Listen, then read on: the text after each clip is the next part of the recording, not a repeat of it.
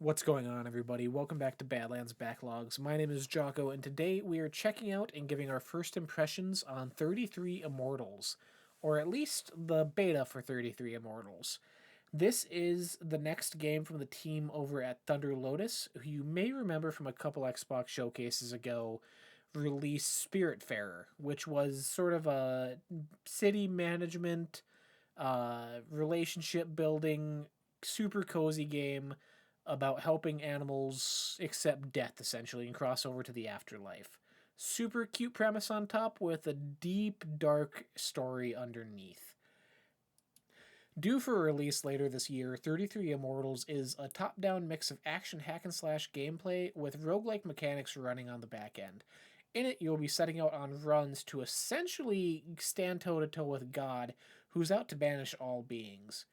Each run has you cooperating with 32 other damned souls to take on smaller combat trials called torture chambers, surviving countless waves of enemies, all with final hopes to become ascended, where you'll have a chance to face off with that region's main boss and essentially God himself.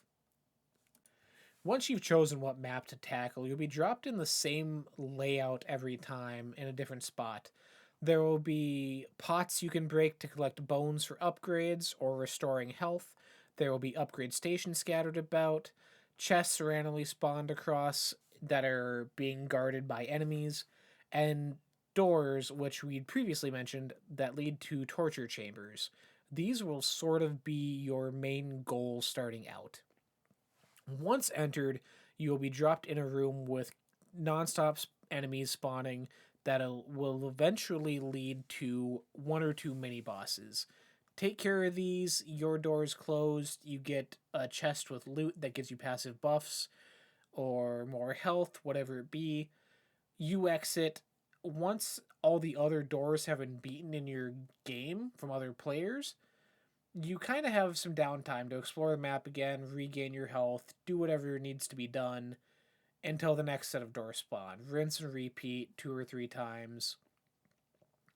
Once you've done enough of them, however, the map will start closing in on itself. A golden haze will start filling in the map, leading the players to a couple zones scattered throughout, which will be sort of a last stand situation. You'll be on a pedestal fighting for your life, filling up a gauge essentially that'll let you become ascended.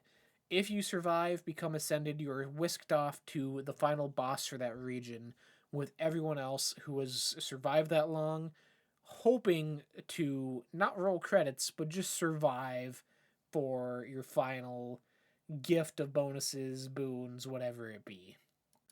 Currently, during the beta, there is 4 different weapon styles: a sword, daggers, a staff, and a bow, each with their own weaknesses and abilities, allowing you to break out into groups for the most coverage in your battles. Do you want to focus more on sword wielders who can parry enemy attacks for more damage?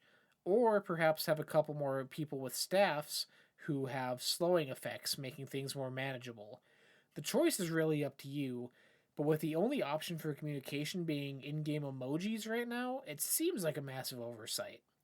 It's hard to really get into a flow with random players with so much going on at the same time and no real way to communicate.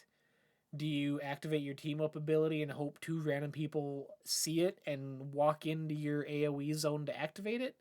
Or are you going to end up standing in flames taking a ton of damage while everyone else is fighting for their life? The game gets very hectic very fast and becomes survival of the fittest, which works against it in the long run.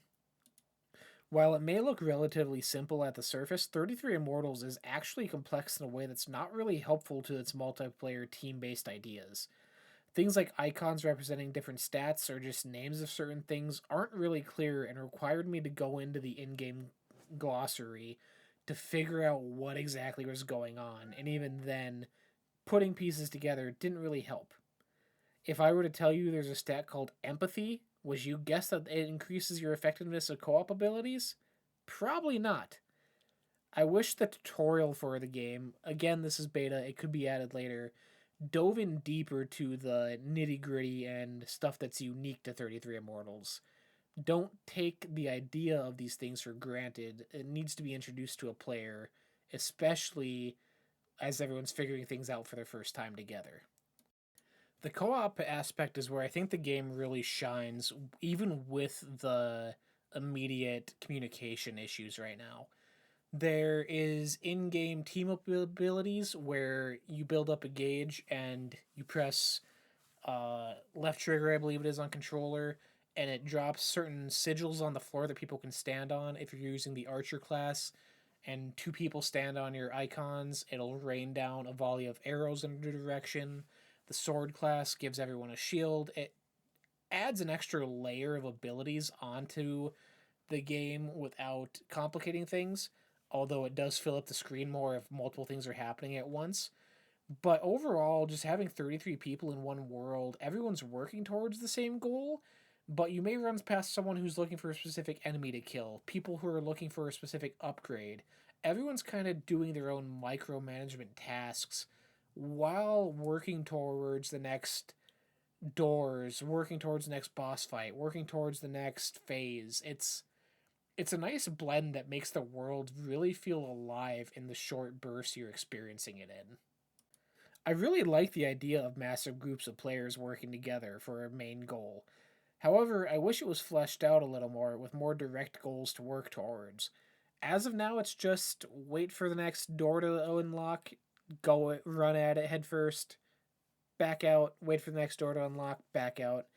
It has the baseline for something like an MMO raid, but very minimal scale with not a lot else in between.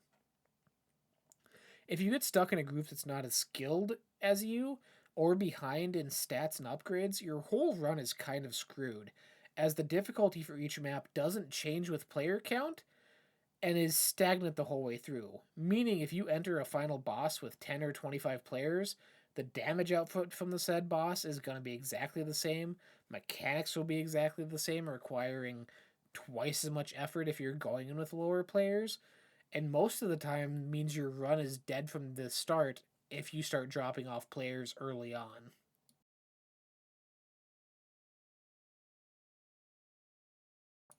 I'm curious to see in the long run sort of how people stick around with this once it drops or if there's more beta times in between.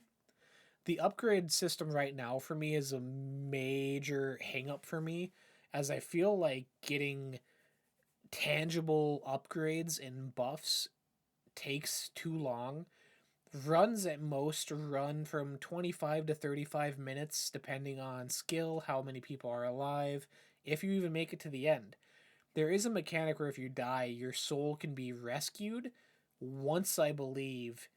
And after that, if you die, you're just kind of stuck waiting around watching everyone else fight their battles. Your people in your immediate party, if you're grouped up, can spend bones to resurrect a party, which is nice. But towards the end, you're kind of forced out of that once the map shrinks and it cuts off those upgrade stations. Physical outside of game day, you'll get one daily quest to work towards with the ability to re-roll it into a new one for an in-game currency called Stardust, which is earned naturally. As far as right now, there's no in-game store. The other thing is you're working towards feats. These are challenges for each of the weapons or just overall gameplay. So dealing X amount of damage with parries, dealing X amount of slow damage, blocking stuff with shields. You'll work towards these to earn stars that give you +2 in health, +2 empathy, whatever it be. But some of the challenges late game I could see becoming major grinds that you're kind of just farming out because you need to and not for the tangible benefit immediately. I'm curious to see how this gets balanced later on, especially when the rest of the weapons are implemented and how fast you kind of run through those. I can see some of the challenges being toned down as player bases rise or lower whatever they need to do to keep people at a similar level, or if stuff like difficulty will start changing with players. If you get below a certain player threshold, will that drop the difficulty multipliers down? There's a lot the team can work with and implement and kind of keep things fresh, I feel, as release gets closer, after release, and what their post-launch plans really look like. Being a beta, I do have to mention a couple issues I've come across. While minor, some are big, but the team's honestly been really good as far as patching things out. The first one, and this was even from the last beta, the closed beta I had friends in, there was a consistent crashing issue where once it kind of started, it just snowballed into you're not able to play for the night. I experienced that once or twice, but on the second day of this beta session, they already released a patch for it, and it seems to have solved it for now, hopefully fixed by launch. The other one is kind of funny, but I entered a torture chamber, which some of the enemies seem to bug out at times. The enemies just kind of stand still, floating aimlessly. They're not attacking you, they're not chasing you, they just sit there, leaving for easy kills, but takes away from that frantic aspect of the game, which at times I gladly took because I needed a breather with how much was always happening and always being on my feet and constantly being aware of everything happening around me. Taking some enemies that don't really have interest in me, I'll take it every now and then. Overall, I am really excited for what 33 Immortals is and is shaping up to be.